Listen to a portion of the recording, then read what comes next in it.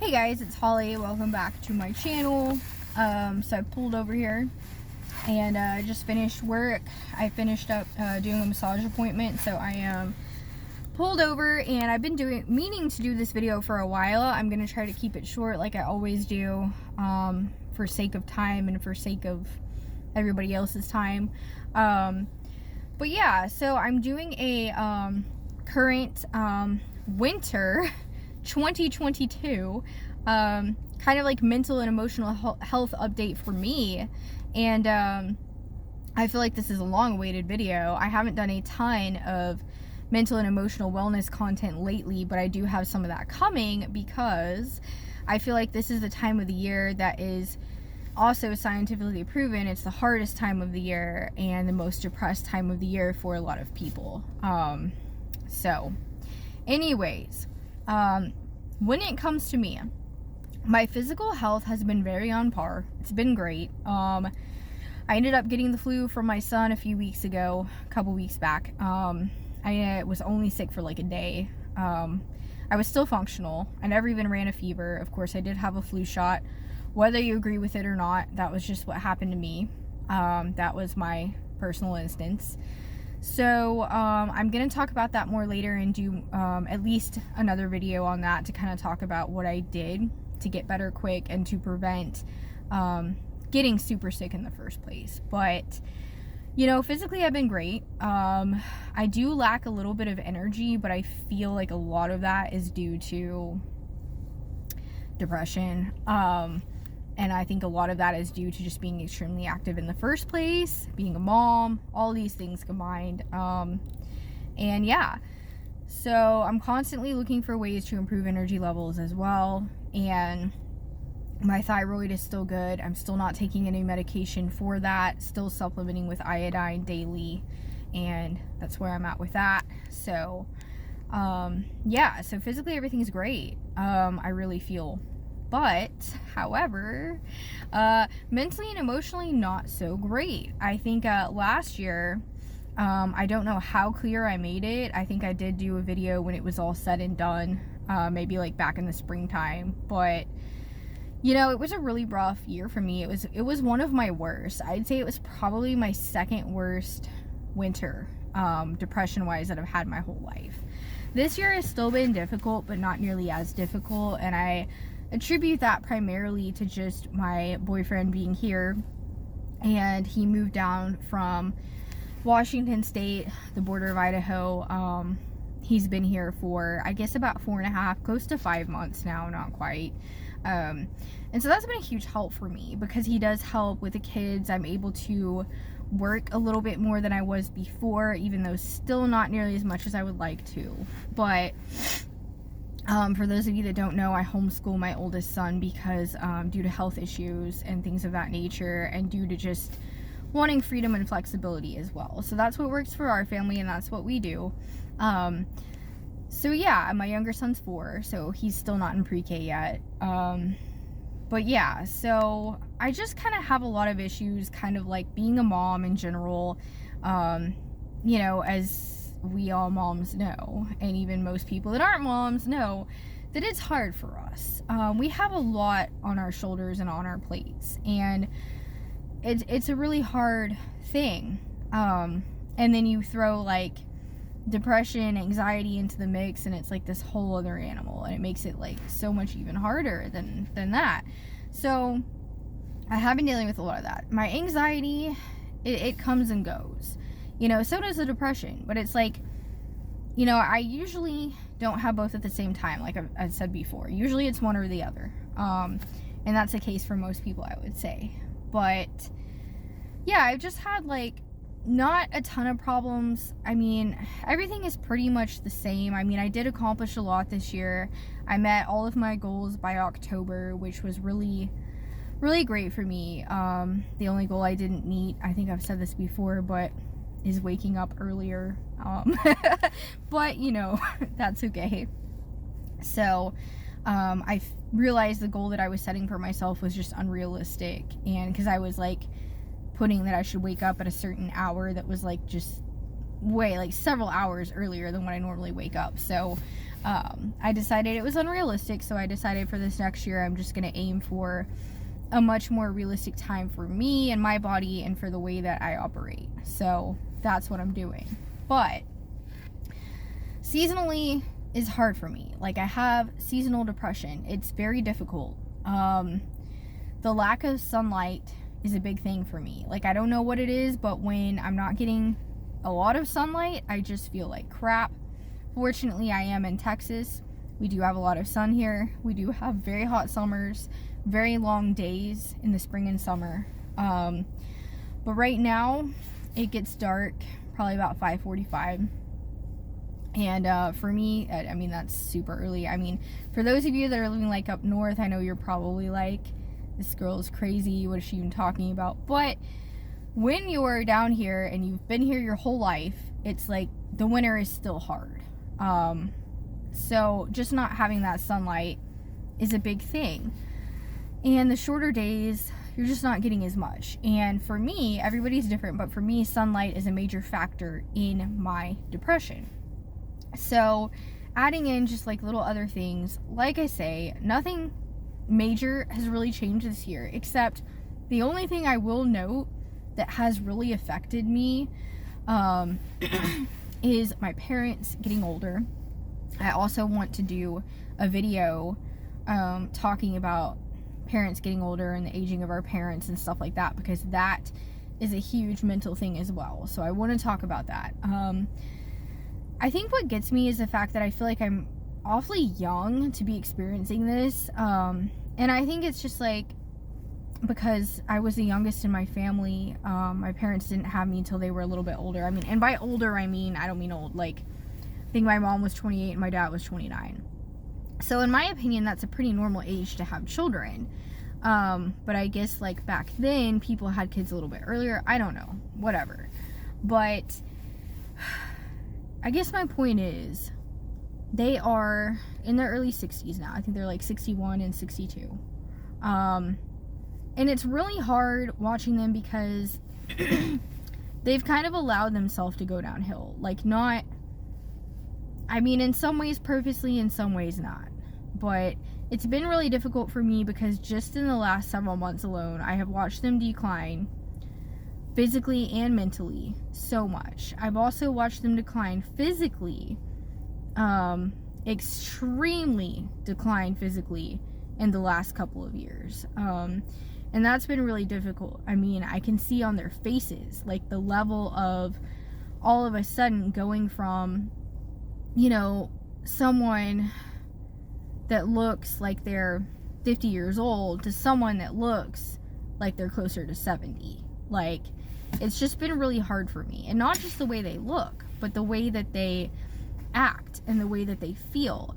And they're just like, all they ever say is, oh, I'm so tired, I'm worn out, I don't feel like doing anything, you know, I'm too old for this, I'm too old for that. And I just feel like I'm too young to see this happen.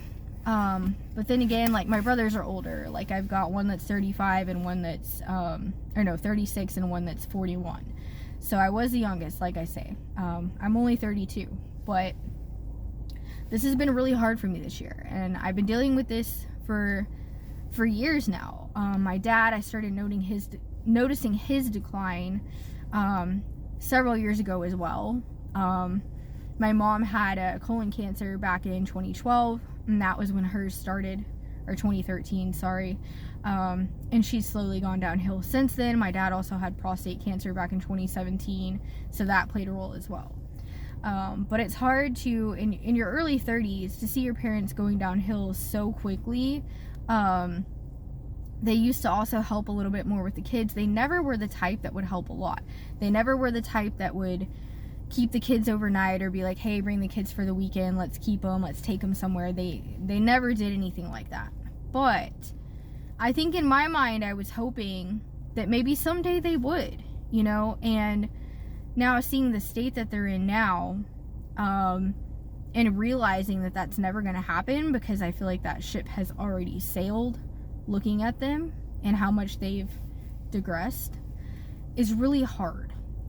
Because I realize my kids are never going to have the experiences with their grandparents that I would have hoped for them to have. The experiences that I had with my grandparents.